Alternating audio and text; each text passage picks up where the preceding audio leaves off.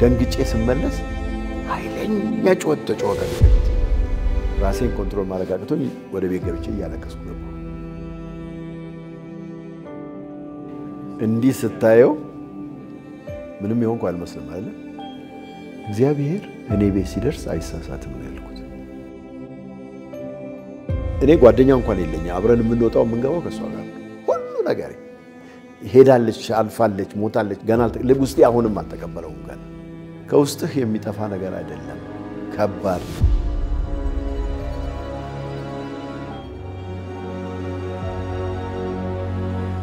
አቅም የሚያሳጣህ ነገር ብዙ ነገሮች ሲመጣ ብቸኝነት ሲሰማ ያን ጊዜ ተንበርከከ ጌታ ሆይ አግዘኝ ስትል አንድ ቀን ጧት 5 ቀን ሙሉ አካል ጉዳተኛ ነበር ጎኔ ተቀምጦ በእነዚህ 53 ዓመታት አንድ ቀን ፊቱን ሲያዞር አይቻለሁ።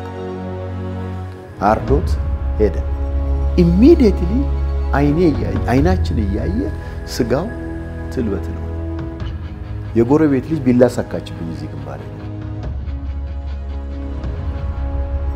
ስሙን ጠርተው ያመልኩታል። ዲያብሎስ ብሎ ነው የሚያመልኩት። የኔ ዲያብሎስ ብላ ነው የምትጠራው።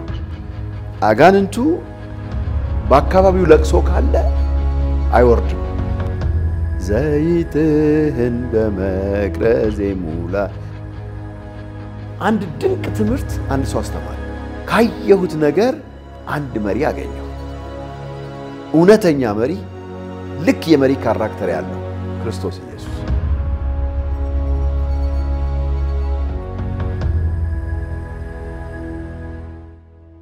በአንድ ዓመቴ ነው እናቴ ሞተችው። አባቴ ምንም የሚያውቀው ነገር የለም። ከዚህ የተነሳ የእናቴ ቤተሰቦች ለካ አምልኮ አላቸው። በዛ አምልኮ ውስጥ ማንም ለአባቴም የነገረው ስለሌለ እኔ በሽተኛ ሆንኩበት። እናቴ ሞታለች። ታሪኩን የሚያውቀው ነገር የለም እሱ። መጨረሻ ላይ የሚያረገው ሲያጣ አያቴን ጠየቀ። የእናቴን እናት ሲጠይቅ እኛ አምልኮ አለን፣ በኦሮምኛ ይሄ አመቺሳ የሚባል ነገር አለ፣ ያንን ማድረግ አለብን፣ እሱ ካልተደረገ እንደውም ሊሞት ይችላል አለችው አያቴ። ከዚህ የተነሳ የትውልድ ስፍራዬ አምቦ ነው። ካምቦ ወደ ግንደበረት ወደሚባል ሀገር ገባን። ለኔ ሲባል ግንደበረት ደርሰን አያቴ ይዛኝ ሄደች። ይሄ አመቺሳው ለማን ነው የሚሰጠው? ስሙን ጠርተው ያመልኩታል። ዲያብሎስ ብሎ ነው የሚያመልኩት። ቃል በቃል የት ትሄዳለህ ሲባል ዲያብሎስ ቤት ነው የሚሄደው እየተባለ ነው። እቃ ራሱ ከእጇ ሲወድቅ አያቴ ዳቦ እኮ ትላለች ደንግጣ። የኔ ዲያብሎስ ብላ ነው የምትጠራው። ወስደው አመቺሳ ብሎ ሰጡኝ። ይሄ እንደሆነ እኔ አካባቢውን ስለቅ ካምቦ ወደ ግንደበረት ስንገባ ሙሉ ለሙሉ ጤነኛ ልጅ ሆንኩኝ። ምን ብሏል እሱ? ተመልሶ መጥቶ ካልተመረቀ አይሆንም አለ። እሺ ተባለ። ግን ጤነኛ ሲሆን ረሱት። ማንም ያስታወሰው የለም። ምክንያቱም ጤነኛ ነኝ፣ ትምህርት ጀመርኩኝ። ረሱት። 4ኛ ክፍል ስደርስ አያቴ ትዝ አላትና ና እንሂድና ትመረቃለህ ብላ ይዛኝ ሄደች። አጋንንቱ በአካባቢው ለቅሶ ካለ አይወርድም ይባላል። ስለዚህ ለቅሶ እዛ አካባቢ ስላለ አይወርድም ተባልንና ተመለስን ሳይመርቀኝ። 5ኛ ክፍል ላይ ባፕቲስት ጀነራል ኮንፈረንስ የሚባሉ ሰዎች ወይም አሁን በኢትዮጵያ በዚህ በአዲስ አበባ የምትሰማው ብርሃነ ክርስቶስና ብርሃነ ወንጌል ቸርች ተብሎ የሚጠሩት እነሱ ገቡኛ አካባቢ። እነሱ ገቡና ምን ጀመሩ? የልጆች ሰንበት ትምህርት ጀመሩ። ጓደኞቼ ነገሩኝ ለልጆች ሰንበት ትምህርት ተጀምሯልና ና እንሂድ እንማር፣ በዛውም ከለር እንወስዳለን ለእንቁጣጣሽ የሚሆነን። ከለር ቀቡ ይሉና ይሄ ጭቃ ከለር ነው። ከላዋ ላይ ሰበር አድርገን ለመውሰድ ነበር ተሯሩጠን የምንሄደው። እዛ ሰንበት ትምህርትን እየተማርን ምን አለን ፈረንጁ? መጽሐፍ ቅዱስን በቃላችሁ ካጠናችሁ ይሄ ስሞቹን ዘፍጥረት፣ ዘጸአት፣ ዘሌዋውያን፣ ዘኍልቍ የሚለው አይደለም ካጠናችሁ ባይብል ሸልማችኋለሁ አለን። መጽሐፍ ቅዱስ ሸልማችኋለሁ ሲለን ሸመደድንና ተሸለምኩኝ። ማንበብ ጀመርኩ። ማንበብ እንደጀመርኩኝ አያቴ መጣችና መመረቅ አለብን አንሂድ አለችኝ። አልሄድም አልኳት። ለምን ስትለኝ እሱ ሰይጣን ነው አምላክ አይደለም። አምላክ መድኃኔዓለም ብቻ ነው አልኩኝ። የቤተክርስቲያን አለ አጠገባችን የመድኃኔዓለም ቤተክርስቲያን የሚባል እሱ ነው አምላክ፣ ይሄኛው አምላክ አይደለም ሰይጣን ነው አልኳት። በጣም ተናደደች። ከዛ ለአባቴ ሄደችና እምቢ አለኝ አለችው። አባቴ ምንድነው ያለው? ይግደለው እንጂ እኔ ሄድ አልለውም አለ። አልተስማማም። ከዚህ የተነሳ ባይብልን እዛ ጋር ነው ማንበብ ጀመርኩት። ተስማማ እሱ ከኔ ጋር አይወድም፣ እንደዚህ አይነት ነገሮችን አይወድም። ይሄ ጠንቋይ ምናምን ቃልቻ አይወድም እሱ። ያንን መጽሐፍ ቅዱሴን ይዤ 6ኛ ክፍል ጨረስኩ። 6ኛ ስጨርስ ከዛ በላይ ትምህርት የለም እዛ። ወደ አዲስ አበባ አመጡኝ፣ አጎቴ ወደዚህ አመጣኝ። ከገጠር ወጥቼ ከመጣሁ በኋላ ያሳደገኝ አጎቴ እያስተማረኝ ያለው አጎቴ ለየት ያለ ሰው ነው።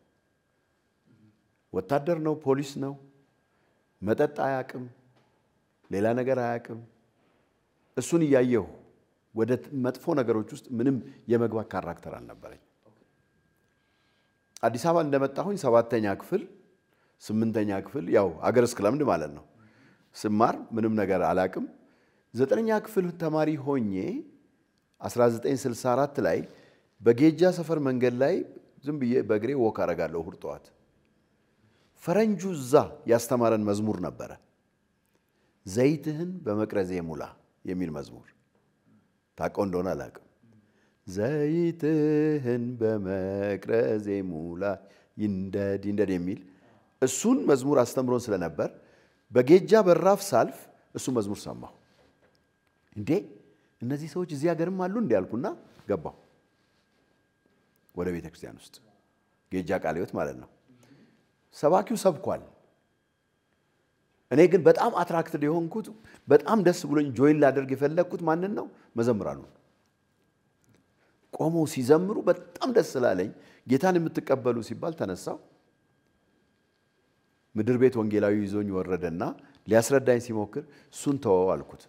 እኔ መዘማሪ መሆን ነው የምፈልገው አልኩት። ነው አለኝ። አዎ ቅዳሜ ና አለኝ። እሺ ቅዳሜ መጣሁ፣ በሳምንቱ ማለት ነው። ከኳየር ጋር ቀላቀለኝ። መዝሙር ሳጠና ዋልኩኝ። እሁድ ዕለት ከኳየሩ ጋር መድረክ ላይ ወጣሁ። ይህንን የጌጃ አባቶች ሲሰሙ ምን ይላሉ መሰለ? እንዴት ሾልከ ገባህ ነው የሚሉኝ። ምክንያቱም ሳልጠመቅ ምን ሳልል ክትትል ትምህርት ሳልማር ነው ወደ እንትን ውስጥ የገባሁት፣ ወደ ኳየር ውስጥ የገባሁት። ኳየር እያገለገልኩ ነው የጥምቀት ትምህርት የተማርኩት። በዛ መልክ ነው እንትን ያረኩትና እዛ ተቀበልኩ። 1964 እዛው ያው ማደግ ጀመርኩ፣ መማር ጀመርኩ። እየተማርኩኝ ጥምቀት ወሰድኩ። ምን እያልኩ ስመጣ እየቆየ ሲመጣ የሰንበት ትምህርት ማስተማር ጀመርኩ። እኔ ራሴ ኳየር ውስጥ ገብቻለሁ፣ ዘማሪ ነኝ። እንደገና የተለያዩ አገልግሎቶች ውስጥ መሳተፍ ጀመርኩ። ፕሮግራም መምራት ሁሉ ጀመርኩ። በጣም አክቲቭሊ ሳተፍ ነበር ወጣት ስለሆንኩኝ። እያገለገል 1970 ላይ ጭራሽ ሽማግሌ ሆኜ ተመረጥኩኝ። 70 ዓመተ ምህረት ላይ ሽምግልና ሳላገባ በደንቡ መሰረት በቃለ ሕይወት ያላገባ ሰው ሽማግሌ አይሆንም። ግን ወጣቶችን ቀላቅለን እናስለምድ የሚለው ነገር ስለመጣ የስደትም ወቅት ስለሆነ ተመረጥኩኝ። ሽምግልና ውስጥም ገባሁ እና ኦልሞስት እስከ 19 ለ20 ዓመታት ጌጃ ቃለ ሕይወት ላይ አገለገልኩ። ወደ ትዳር ዓለሜ ውስጥ ወደ ትዳሬ ውስጥ ስትመጣ አሁን ኦልሞስት 43 ዓመት አካባቢ ነው እኔ ትዳር ስመሰርት። ከጋብቻ በፊት ከ43 ዓመት በፊት ወደ 4 ዓመት በጮኝነት ቆይተናል። ቸርች ውስጥ ነው የተገናኘ ነው። አመጣጡ ምን አይነት ነው ብትል አንድ ድንቅ ትምህርት አንድ ሰው አስተማረኝ። እኔ ወጣቶችን ሰብስቦ በሚያስተምርበት ሰዓት አብሬው ተማርኩ። ለኔ በልቤ ቀርቷል እድሜ ልኬ። የትዳር ጓደኛን ስትፈልጉ ደብዳቤ ጽፋችሁ ጌታ ኢየሱስ ፈርም ብላችሁ አትሂዱ። ምክንያቱም ምርጫው የማን ይሆናል? ያን ጊዜ የራስህ ነው የሚሆነው። ለፊርማ ነው የሄድከው። እሱ መርጦ እንዲሰጥህ ግን ለኔ ያልካት ማን ነው ብለህ ጸልይ ብሎ ነው ያስተማረን። የመሰረተ ክርስቶስ ቤተክርስቲያን ከነባር አባቶች አንዱ ነው ዶክተር ተስፋጽዮን ደለለው የሚባሉ አባት ናቸው። ጋሽ ተስፋጽዮን ያንን ትምህርት አስተማረ። ስለዚህ እጸልይ የነበረው ጸሎት ለኔ ያልካት ማን ነው እንጂ ከሊት የሚለው የለም። እና በጓደኞቻችን ምንድነው ሐዘን ለቅሶ ተሰብስበን በመንጸልይበት ስፍራ ላይ ነው ሰዎች አምጥተው ተዋወቁ ብሎ እንዳለ ጓደኛ ታስተዋወቅ የለ አስተዋወቁን እዛ ቦታ ላይ ነው የልብ መሳሳቡ የመጣው ከዛ በኋላም መቀራረቡም የመጣው መጨረሻ ላይም እግዚአብሔር በፈቀደው መንገድ ጥያቄውን አቅርቤ ተቀባይነት ያገኘሁት እና 4 አመት አብረን ከተጓዝን በኋላ በ5ኛው አመት ላይ በቤተክርስቲያን ጋብቻችንን ፈጸምን ተጋባን 40 ደስ የሚሉ አመታት አሳለፍን ወደ 4 ልጆችን ወለድን አሳደግን 3ቱን ዳርን አንድ ብቻ ቀርታናለች 8 የልጅ ልጆች አሉኝ ምናልባት ስታነበው መጽሐፉ ላይ ታሪኳ አለ የባለቤቴ ለምንድነው ታሪኳን የጻፍከው ብትለኝ አሁን 3 አመት ሆናት እሷ ወደ ጌታ ከሄደች the last 3ቱንም አመት እስካሁን ድረስ ቀላል አይደለም እጅግ በጣም ከባድ ነው something ያካልህ ክፍል ካንተ ላይ ተቆርሶ የለም ምን አለ ማለት ነው ሲቆረስ ፔን አለ ህመሙ አለ ህመም ብቻ አይደለም ትዝታው አለ አብረ ያሳለፍከው ቤት ስትገባ የሚታዩ ዕቃዎቹን ፎቶዎቹን ምኖቹን ስትመለከት ውስጥህ ልብህ ላይ የሚሰማ ህመም ነው አብረ እንደዛ ያሳለፍከውን ሰው ከጎን ስታጣ ቤት ገብተህ የሚያናግርህ የሚያጫውትህ አብሮ ቁጭ ብሎ የሚያዋራ ስታጣ ከፍተኛ ህመም ነው ፔንፉል ነው ለኔ በአብዛኛው ስራዬን ስልጠናዬን የምሰጠው በየክፍለ ሀገሩ ወይም ከኢትዮጵያ ውጪ ወጥቼ ስለሆነ ስወጣ ይሻለኛል ውጪ ክፍለ ሀገር ቆይቼና ስመጣ ግን ፔኑ አለ ከፍተኛ አለ እስቲል ተጠብቃለሁ አንድ ቆንጆ ነገር ልንገርህ በአእምሮዬ ውስጥ የተፈጠረ ነገር በቅርቡ ከአንድ ሳምንት በፊት ኡጋንዳ ነበርኩኝ አንድ ነገር ትወዳለች ፒንክ ከለር የሆነ ነገር ትወዳለች አላለም ሁሉ ነገር ፒንክ የሆነ ነገር ትወዳለች ሾፑ ላይ ፒንክ ስፒል ጫማ አየሁ ታምናለህ ሰፍ ብዬ ነው የሄድኩት ጫማው ጋር ስደርስ ግን እንደሌለች አስታወስኩ እስከዚህ ድረስ ነው የሚሰማኝ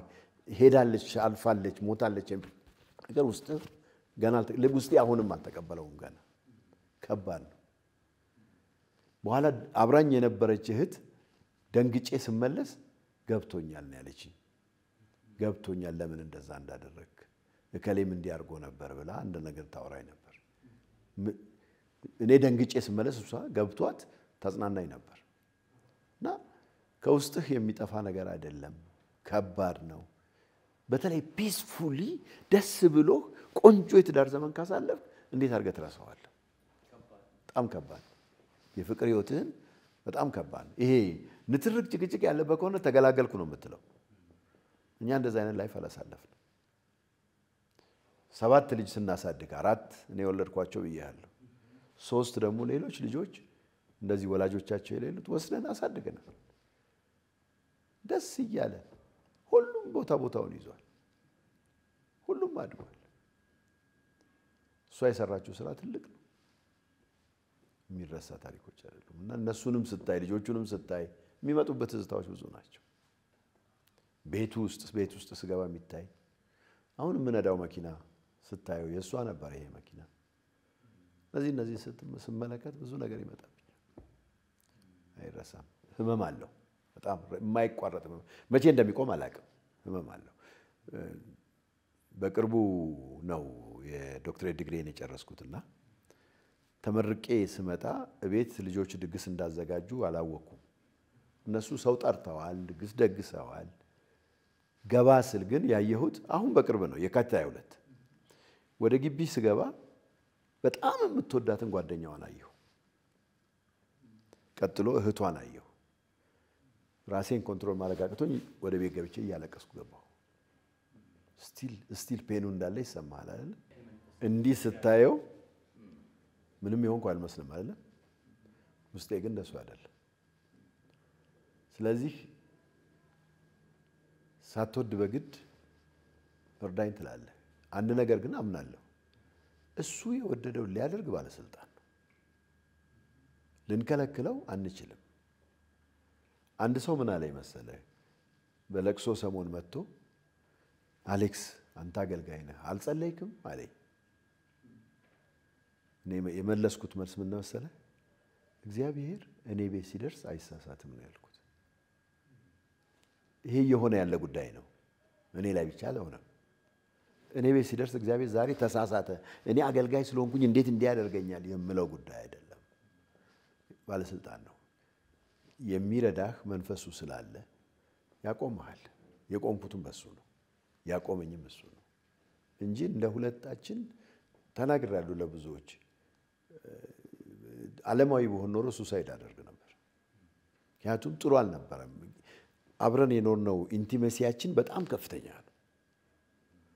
የባልና ሚስት የሚለው ቋንቋ አይደለም ወንድምና እህት ነው ጓደኛ። ለምን መሰለ እኔ ጓደኛ እንኳን የለኛ አብረን የምንወጣው የምንገባው ከሷ ጋር ነው ሁሉ ነገር። ያን ማጣት ቀላል ነገር አይደለም በጣም ከፍተኛ ህመም ነው ያለው። አሁን ምንም ነገር ጉዳይ ከሌለኝ ከቤት አልወጣም የትም መሄድ አልፈልግም ማጋብ ይሄዳል። እንደዚህ አይነት ነገሮች ስላሉ ህመሙ መቼ እንደሚድን ማናቀም ግን ተመስገን ብለን እንደ ፈቃደ ብሎ ስለተቀበልኩት ክርስቲያን በመሆኔ በማወቄ መንፈስ ቅዱስም ስለረዳኝ ነው ስላገዘኝ ነው። አይደለም አእምሮህ በሚያዝበት ሰዓት ሁሌ ትዝታው ሲመጣ እባክህ ብለህ መንበርከክ ውስጥ ነው የምትገባው። መውጫህ እሱ ነው ሲያግዝህ ነው ከዛ ውስጥ የምትወጣው። የሚመጡ ትዝታዎች ሲመጡ አይደለም አቅም የሚያሳጣህ ነገር ብዙ ነገሮች ሲመጣ ብቸኝነት ሲሰማህ ያን ጊዜ ተንበርከከ ጌታ ሆይ አግዘኝ ስትል አለው የሚላክልህ ኃይል አለ። እሱን አይቼዋለሁ በደንብ አድርጌ እንጂ እንዴት ላትል ትችላለህ? ምክንያቱም ቅድም እንዳልኩ ነው ግማሽ ነገርህ ተበላሽቷል። ፔን አለ ቁስል አለ ተገንጥሎ የሄደ ነገር አድርገህ ወሰደው። ያ የተገነጠለ ቶሎ ይድናል ለቁስሉ አይድንም ያማል። የወንጌል ስርጭት ላይ ነው የጻፍኩት። ለምን ጻፍኩኝ? የወንጌል ስርጭት ኃላፊ ሆኜ በመሰራበት ጊዜ ቃልዮት ላይ በአገልጋዮች ዙሪያ ወንጌል ስርጭት ላይ የሚሰራውን ነገር ስመለከት ማስተማር ያስፈልጋል። ምክንያቱም አሁን አንዳንዴ ዝም ብለህ ግጭት ውስጥ ገባለህ ወይ ተቃውሞ ውስጥ ገባለህ የሌላውን ነቀፌታ ውስጥ ገባለህ። እውነቱን ገልጸ ክርስቶስ ኢየሱስን ከማሳየት ይልቅ የማይሆን ነገር ክርክር ውስጥ ገባለህ። ያ እንዳይሆን አውቀውት እንዴት ብለው ነው ምን አውቀው ነው መግባት ያለባቸው ወንጌል ውስጥ መግባት ሲጀምሩ የመጀመሪያው ነገር ባህልና ቋንቋን አውቀው መግባት አለባቸው። ባህሉ አለ የአገር ባህል አለ የብሔረሰቡ አለ የሃይማኖቱ ባህል አለ። ቋንቋውም ልክ እንደዛው ሶስት አይነት አለው። እነዚህን አውቆ ነው ወደ ወንጌል አገልጋዩ መግባት ያለበት ወደ ህዝቡ ሲገባ እሱ ላይ አንተርሶ አውቀው መግባት ያለበት። ከገባ በኋላስ ምን ብሎ ነው መጀመሪያ ያለበት ምን ብሎ ነው መመስከር ያለበት የሚለው ነገር ውስጤ ስለነበረ በዛ ላይ ሶስተኛው ነገር ላይ ደግሞ ስትመጣ ሰው ቢድን ምንድነው የምናረገው? ጌታን ቢቀበል እጁን ቢያነሳ ቀጥለን ምንድነው የምንወስደው እርምጃ? ምንድነው ማስተማር ያለብን? ወዴት ነው መምራት ያለብን? ይሄ የማሳደጉ ጉዳይ እስከ የት ድረስ ነው የሚለውን ነገር አንተርሼ ወንጌል ስርጭት ላይ ጻፍኩኝ። ከነበረኝ ስራ አንፃር ማለት ነው። እሱም ላይ ተንተርሼ ማስተር ፕላን ኦፍ ኢቫንጀሊዝም የምትል መጽሐፍ የእንግሊዘኛ መጽሐፍ በሮበርት ኮልመን የተጻፈች በጣም ጠቃሚ ሆኖ ስላገኘሁት ወደ አማርኛ መለስኩት። ከዛ ለትምህርት ሄድኩኝ። ይሄ ሊደርሺፕ ማኔጅመንትን ስማር የሚታየኝ የነበረው ነገር በሙሉ የሚደንቅ ነው። አስተማሪው ሲያስተምር በሙሉ እኔ በጣም ግራ ገብቶኝ ነበር የማየው። ምክንያቱም መሪ የሚለው ነገር ላገኘው አልቻልኩም የትም ቦታ ላይ። ትምህርት ቤት ተምሬ ለሻይ ወተን በረንዳ ላይ ቆሜ ዳይሬክተሩ መጣና ትምህርቱን እንዴት አገኘው አለኝ። አስተማሪዬ ዊሊ አዴ ይባላል ጋናዊ ነው። ምንድነው ያልኩት ለዳይሬክተሩ? ዊሊ is not teaching me, he is torturing me ያልኩት። እያስተማረኝ ሳይሆን እያሰቃየኝ ነው። ሄዶ ነገረው፣ ለዊሊ ነገረው። ዊሊ ገብቶታል። አፍሪካዊ አይደለ? በደንብ ገብቶታል። ክላስ ተመልሰን ስንገባ ዩ ኢትዮጵያን ጋይ ሌት ሚ ቶርች ዩ አጌን ያለኝ። ለምንድን ነው የሚያሰቃየኝ የምልህ? ቤት ብትመጣ የመሪ ካራክተር አታይም። ቸርች ውስጥ ብትመጣ የመሪ ካራክተር አታይም። ሀገር ላይ ብትመጣ የመሪ ካራክተር አታይም። ስለዚህ መሪ የሚለው እውነተኛው የመሪ ባህሪንና የመሪ ምንነት የተገለጸበትን ስላጣው እሱ የሚነግረን በሙሉ እዛ ጋር የሚያስተምረን ነገር በሙሉ የለም የሚለው አቋም ላይ ስለነበርኩ ነው። ምንድነው ታዲያ ያለው አሁን አመራር ላይ ያለው ምንድነው? በተለይ ማኔጀር ነው። ማኔጀሮች ሞልተውናል። ገብቷል። እዚህ ወንበር ላይ ተቀምጬ ይሄ ወንበር ቢወርቅና ቢሰበር የሚገደው ለኔ ሳይሆን ወደቀ ወንድሜ ሳይሆን ወንበሩ ተሰበረ ሰበረው ነው የሚል እንደዚህ አይነት ይሄ ማኔጀር ነው። ስለ ሰው የማይገደው ማለት ነው። አሁን ትክክለኛ መሪዎች አሉን ወይ? ክርስቶስ መሰል መሪዎች አሉን ወይ? ክርስቶስን ማዕከል ያደረጉ መሪዎች አሉን ወይ? የሉን። ካየሁት ነገር አንድ መሪ አገኘሁ። እውነተኛ መሪ ልክ የመሪ ካራክተር ያለው ክርስቶስ ኢየሱስ። ስለዚህ ክርስቶስን መሰል መሪና የቤተ ክርስቲያን አስተዳደር የሚል መጽሐፍ ጻፍኩኝ። ሞዴሊንጉ እዛ ጋር ነው ያለው፣ ክርስቶስ ጋር ነው ያለው። ትክክለኛ የመሪ ባህሪ ያለው ክርስቶስ ጋር ነው። ገብቶ ከሆነ መሪ ትልቁ ነገሩ ትኩረቱ ሰው ነው፣ ዕቃ አይደለም። ገብቷል? ገንዘብ አይደለም፣ ንብረት አይደለም፣ ሰው ነው። ክርስቶስ ዋጋ የከፈለው የሞተበት ምክንያት ሰው ነው። መሪ ነው እሱ። ስለዚህ ሞዴል ማድረግ ካለብን እንደ ክርስቲያን ክርስቶስን ነው በሚል እሱን ጻፍኩኝ። ቀጥዬ ተግዳሮቶቹ ላይ ስመጣ መሪነትና ተግዳሮቶቹ ላይ ስመጣ ይሄ ተግዳሮቶቹ በጣም ብዙ ናቸው። ግን ተግዳሮት በመፍራት ከብዙ ነገር የምንሸሽበት አለ። ተግዳሮቱን እንደማይሆን አድርገን የራሳችንን ሐሳብ የምንፈጽምበት አለ። መቋቋም አቅቶ ግን ሁሉም ነገር እኮ ብትወስደው ተግዳሮት አለው። መሪነት ደግሞ ልታገለግል እውነት በመሪነት ልትቆም ከመጣ ተግዳሮት አለው። ያንን ጥሶ ማለፍ ነው መሪነት። ተግዳሮቶቹን ማለፍ መቻል ነው። ስትመራ አጠገብህ ያለው ብዙ ነገር ሊያደርግህ ይችላል። አይተህ እንደሆነ ክርስቶስ ኢየሱስ በሚመራበት ጊዜ አብሯቸው ሲሆን ትልቁ ችግር አይሁንብህ ሞቱን እንኳን ሊቃወም የነበረው አብሮት የነበረው ጴጥሮስ ነው። አይሁንብህ ይለው የነበረው ከሩቅ አይደለም። የሄድበት የመጣውን መንገዱን ሊያደናቅፈው የሞከረው ጴጥሮስ ነው። ስለዚህ አጠገብህ ካለው ብዙ ነገር ያጋጥመዋል። ያንን ግን ማለፍ እንዴት እንችላለን የሚለው ላይ ነበረ ትኩረቴና አልፈን ነው መምራት ያለብን። ሆነን ነው መምራት ያለብን። ቃል ብቻ አይደለም ተግባር ነው መሪነት የሚለውን ኢየሱስን ጻፍኩኝ። መጨረሻ ላይ አሁን በይሄ በቅርብ የወጣው መጽሐፍ እንዳልኩ መሪዎች ተብለው ወይም ሽማግሌ ተብለው በየቤተ ክርስቲያኑ የምናያቸው ሰዎች አሉ። ተጣልተውብኝ አንድ ቤተ ክርስቲያን ላይ ላስታርቅ ሄድኩኝ። ታረቁ ብዬ ስል ግን አንደኛው መሪ ምንድነው ያለኝ? ከምታረቀ ከሱ ጋር ሲኦል ብገባ ይሻለኛል አለኝ። እኔ መለስኩለት ነገር ምንድነው? ታዲያ እዚህ ምን ትሰራለህ ነው ያልኩት። ቤተ ክርስቲያን ውስጥ ለምን ሲኦል እዚህ ጋር ውድ ናት፣ ውጭ ግን ርካሽ ነው፣ በቀላሉ ታገኘዋለህ።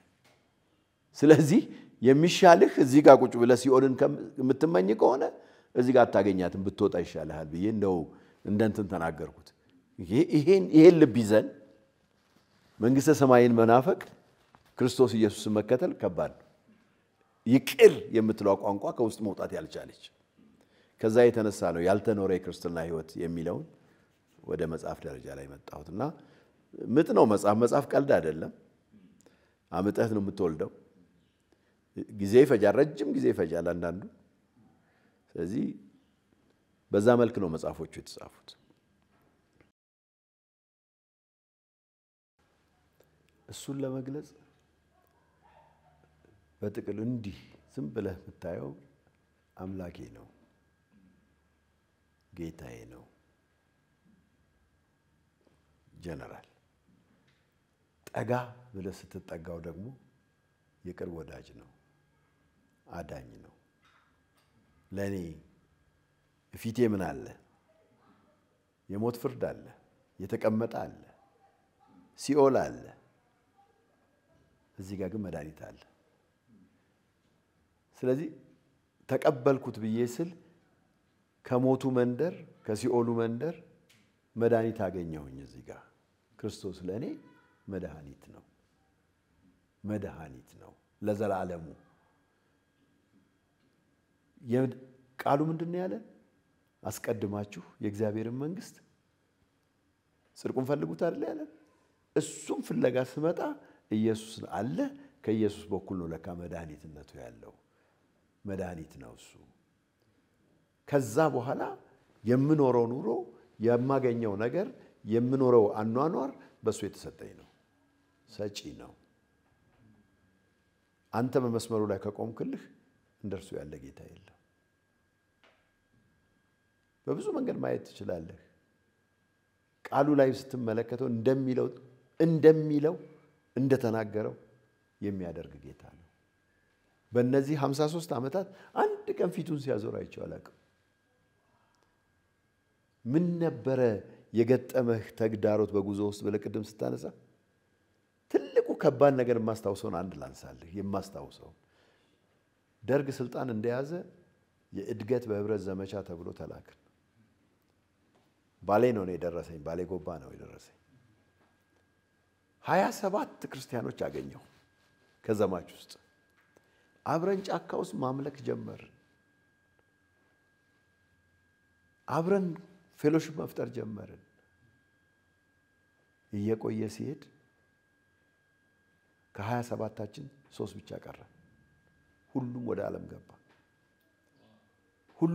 ሁሉም ልል እችላለሁ። ኦልሞስት 24ቱ መጠጡ ምን ውስጥ ገባ። 3 ብቻ ቀረ። መጨረሻ ላይ ፈተና ሆነብኝ። ምክንያቱም ሰው ሁሉ ሄዷል፣ እኔ እዚህ ጋር ቀርቻለሁ። አንድ ቀን ጠዋት ኮንፈረንስ አለ ጎባ ተብሎ አንድ እህት አለች ከኛ ጋር የነበረችና ከሶስታችን አንዷ እህት ናትና ቸርች እንሂድ ስትለኝ አልሄድም አልኳት። ማፈግፈግ ሲጀምር አይደል አልሄድም ስላት አንተም አለችና ቁጭ ብላ ማልቀስ ጀመረች። እቺ እህት አሁን በቀጠና 2 መሰለኝ ያለችው አልማዝ ገሰሰ ትባላለች። ማልቀሷን ሳይ አታልቅሽ ሄዳለሁ አልኳት። አታልቅሽ ሄዳለሁ። አባብዬ ተያይዘን ሄድን። እንደው ባጭሩ ለመንገር ለ5 ቀናት ኮንፈረንስ ሲካሄድ 5 ቀን ሙሉ አካል ጉዳተኛ ነበር ጎኔ ተቀመጠው። 5 ቀን ሙሉ መኖሪያ ቤት ነው እንደዚህ። ጓዳ ሲደርሰኝ እዛም አለ፣ በረንዳ ሲደርሰኝ እዛም አለ። በየቦታው ያ ልጅ ተከትሎኝ ነው የሚቀመጠው። ተበሳጭቻለሁ። አንድ ቀን ሆን ብሎ ነው እንዲያም ተጎን የሚያስቀምጡት። ግን የመጨረሻው ቀን ላይ ያው አይናችንን ጨፍነን ስንጸልይ ኃይለኛ ጩኸት ተጮኸ ከፊት ለፊት። እልልታው ቀለጠ። ምን ተፈጠረ አልኩኝ። ቸርቹ ሙሉ ወንጌል ቸርች ነው። ፊት ለፊት ያሉት ፓስተር ጻድቁና ፓስተር ባደግ ናቸው። እዛ በዛን ሰዓት ፓስተሮቹ እዛ ቀና ብዬ ሳይ ልጁ የለም እኔ አጠገብ። እዛ ጋር ግን ተፈውሶ ቀጥ ብሎ ቆሟል። አሁን ያሽባ የነበረው እግዚአብሔር የለም የሚባልበት ዘመን አይደል? ከሌለ ታዲያ ማን ፈወሰው አልኩኝ። ጻድቁ ነው? ባደግ ነው? ማን ነው ይሄን ያደረገው?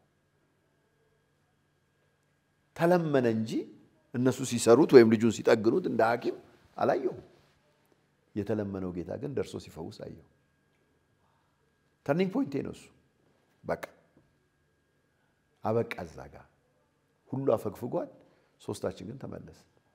እኔም ተመልሼ ወደ ቸርች መጣሁ።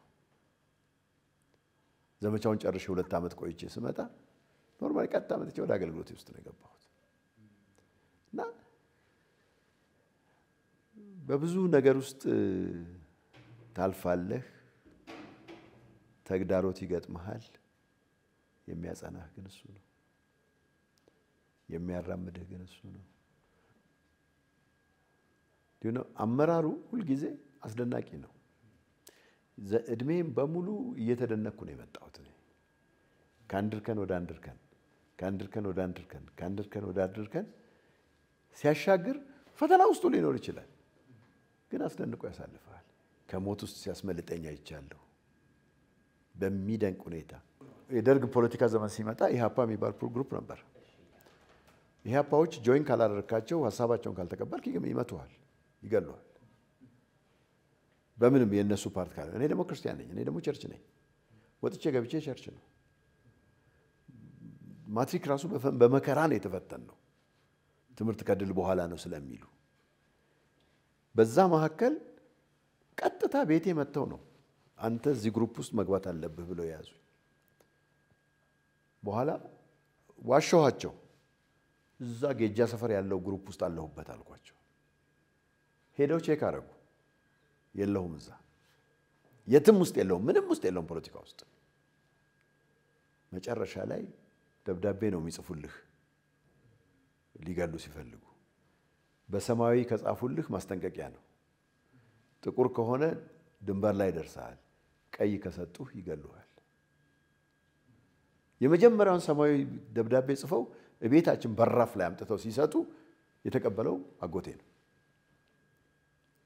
ወደ ስራ ሲወጣ ደብዳቤውን አየ፣ ያውቀዋል ሁኔታውን፣ አልነገረኝም። ኢሚዲየትሊ አብነት የሚባለው አካባቢ አለ። ኢሚዲየትሊ ከዛ ሰፈር እቃ መኪና መጣ፣ እቃ ጫንን። ገና ተጀምሮ ያላለቀ ቤታችን ውስጥ እዚህ 22 መተን ገባን። እኔን ለማሸሽ ነው፣ እኔን ለማሸሽ። አንድ እሱ 12ኛ ክፍል ተማሪ ሆኜ ነው። ትምህርት ቤት እንሄዳለን፣ አትማሩ እንባላለን በግድኛ። ደግሞ 2 ዓመት ተቃጥሎብናል። 67 12ኛ መጨረስ ይገባል፣ 69 ላይ መተናል። ስለዚህ መማር አለብን ብለን ደፍረን እንማራለን። የእግዚአብሔር ታምር ልንገርህ፣ የመጨረሻው ቀን ላይ ብላክቦርድ ላይ ለቅልቆ አስተማሪ ጽፎ ግጥም አድርጎ ጽፎታልና ስክሪፕቱ ለሁለት እየተቀባበልን ስለምንጽፍ ሌት ሆነን የወጣ ነው ከክፍል። ቀድሞ ተማሪ ተለቆ ሲወጣ ግን እበር ላይ 2 ተማሪዎች ተገለዋል። የተገደለው ልጅ ከኛ ጋር የሚሄድ ልጅ ነው። ብንኖር ኖሮ ያለታ ብንወጣ ኖሮ ሁለታችንም ያበቃልን ነበር። ኢሚዲየትሊ የተነገረን እከሌ ሞተ ሲሉን እኛም እየተፈለግን እንደሆነብን አቋርጠን ወደ ጨርቆስ ሽሽት ገባን። ሽመልስ ሀብቴ ነበር የምንማረው። ሽሽት ውስጥ ገባን። በቃ አቋርጠን ጠፋን። ከዛ ሁሉ ውስጥ አምልጬ ዛሬ ላይ ደርሻለሁ። የእግዚአብሔር ጥበቃ ነው። እድገት በብረት ዘመትኩ። ዘመቻ ጣቢያ እንደደረስን በሁለተኛው ወር አካባቢ ያልተጠበቀ ሰላማዊ ሰልፍ ካላደረግን ተባለ። ሰላማዊ ሰልፍ አደረግን። ፖሊስ መጥቶ ላያችን ላይ የጥይት ናዳ ወረደብን። 6 ዘማች ተመታ፣ 2 ዘማች ሞተ፣ 4 ዘማች ቆስሎ ተረፈ። እኛ በእግር ሸሽተን the whole night ስንሄድ አድረን ወንዝ አቋርጠን ሙሉ ሌሊት ጎባ ገባን። ዛሬ መድረሴ ይደንቀኛል። እኔ እዛ ወንዝ ውስጥ መቅረት እንችል ነበር። ጫካ ውስጥ መንገዱ ዝም ብለን እንደመነፍስ ነው የምንሄደው። አብዛኞቻችን የአዲስ አበባ ልጆች ነን። ከዛ ተነስተን ወደ አዲስ አበባ ለመምጣት እንኳን እድል አላገኘንም። መንገድ ላይ ተያዝን። በአውቶቡስ ተሳፍረን ስንሄድ ተመልሰን ጎባ ገባን። እዛ አካባቢ እንደገና ተመድቤ እዛ አካባቢ ደግሞ የቀረኝን ዘመቻ ጨርሼ ነው የመጣሁት እና ውጣ ውረዱ በጣም ብዙ ነው። ይሄ ሁሉ ለምንድን ነው ብዬ ስል ዛሬ ኖሬ እንዳገለግለው ስለፈለገ ነው ብዬ ተቀብያለሁ። ያንን እድሜ ሰጠኝ እግዚአብሔር። ከዛ ሁሉ ሞት መካከል አመልጣ መጣ። ቀላል አልነበር እና ፖሊሶች መጥተው ሲተኩሱብን እንደዚህ ነው የሸሸነው ወደ ጎን። አጥሮቹ የህዝቡ አጥር ቁልቋል ነው። ስለዚህ በከስከስ ጫማ ስለሆነ ጫማችን እየደረመስን ቁልቁል ወደ ቆላን ልሸሽ ነበር እኔ የሄድኩት። ታች ድካ ቁጭ ብለዋል። በላሁ ነው ያለኝ። ሲለኝ ከታች ቁጭ ብለዋል ገብተዋል ሲለኝ ያው ልጅነትም አለ ወጣትነትም ማለት እንዲህ ተገልብጬ ጉድጓድ ውስጥ ነው የገባሁት። ከዛ አምልጧል ሄዷል ብለው አልፈውኝ ሄዱ ጉድጓድ ውስጥ ገብቼ ቁጭ ብዬ ያም ሁሉ አለ እግዚአብሔር ያስመለጠን ብዙ ነገር አለ ከብዙ ነገር ይሄ ዛሬ ላይ ሆኜ ሳስብ እነዛን ሁሉ ያለፍኩት በሱ ነው በአገልግሎት ዘመኔ ውስጥ ገብቼ ቃልዮት ጽሕፈት ቤት በመሰራበት ሰዓት ካንዴም ሁለቴ መኪና ተገልብጦብኛል አለሁ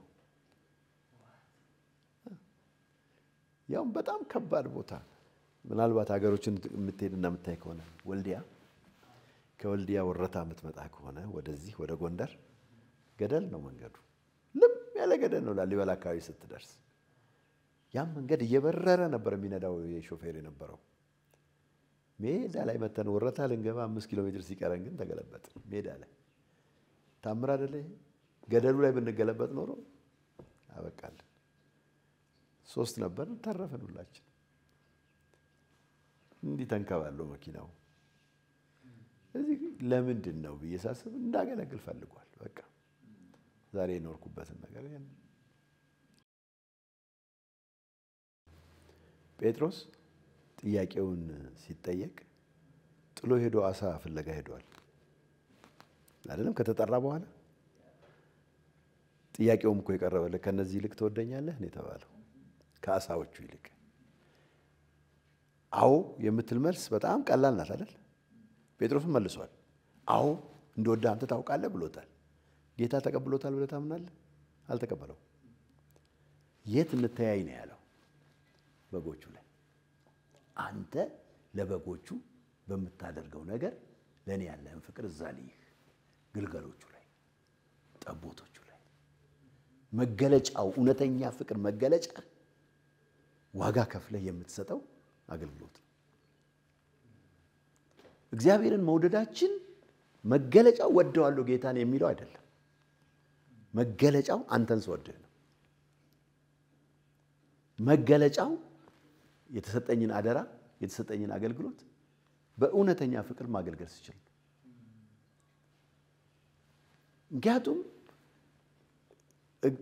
ዋናው ቤኔፊሻሪው ተጠቃሚው ማን ነው ብትል ሰው ነው አይደል ሰው ባልተጠቀመበት ነገር ሰው ባልተገለገለበት ነገር አገልግያለሁ ብትል ዘበት ነው የሚሆነው እንደ አገልጋይ ዞር ብለን ማየት ያለብን ማን ነው የተጠቀመው በእኔ አገልግሎት ማለት ነው ያለብን የተጠቀሙ ሰዎች ካሉ እውነትም ጌታን አገልግለናል ፍቅሩን ወደዋለሁ ብሎ ለመግለጽ የሚቻለው በቃል አይደለም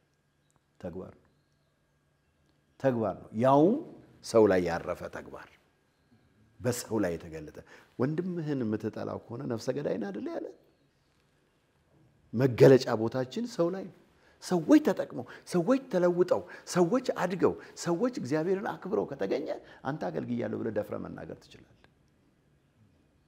ትችላለህ እንጂ አው ጌታን ወደዋለሁ እኔ ጌታን በጣም እንትለዋለሁ ብዬ ባሽሞነሙንልህ ቃላት ነው የሚሆነው መገለጫው ግን ስፍራችን ላይ ነው በተሰጠን መክሊት ነው በተለይ ሰው ቤተክርስቲያን አሁን ፕሮግራም ነው አይደለም ብዙ ነገር የምታየው ፕሮግራም አይደለም የእግዚአብሔር ጉዳይ የሰው ጉዳይ ነው የእግዚአብሔር ጉዳይ ሰው ምን ያህል ተሰርቷል ሰው ምን ያህል ተለውጧል ሰው ምን ያህል እግዚአብሔርን ፈርቷል የሚለው ነገር ነው መምጣት ያለበት ማገልገላችን የተለወጠ ሰው ስታይ አገልግያለሁ ብለህ ደፍረ መናገር ትችላለህ ፍቅርህን ዛጋት አውለኸዋልና እኔ ጌታን እንደምወደው ለመግለጽ በቃላት አልችልም ወደዋለሁ ብዬ ማውራት አልችልም በስራዬ ግን በእነዚህ ዘመናቶች ውስጥ በእነዚህ 50 ምናምን አመታት ገብቶኝ ነው ማገለግለው